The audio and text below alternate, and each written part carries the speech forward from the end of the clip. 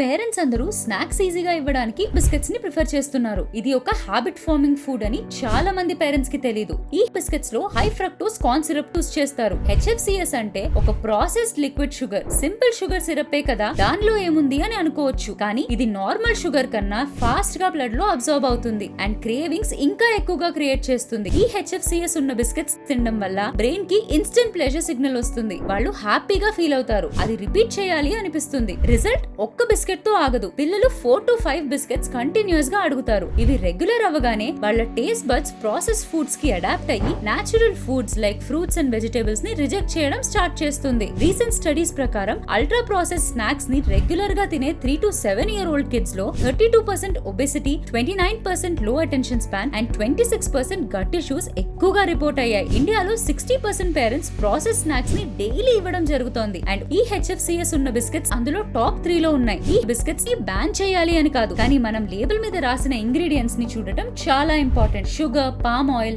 HFCS లాంటి terms కనపడితే ఈ food kids brain and body behaviour ని ఇంపాక్ట్ చేసే ఫార్ములా అని అర్థం. ఇలాంటి యూస్ఫుల్ పేరెంటింగ్ ఇన్సైట్స్ కోసం మా పేజ్ ని ఫాలో చేయండి, కమెంట్ చేయండి అండ్ షేర్ చేయడం మాత్రం అస్సలు మర్చిపోకండి.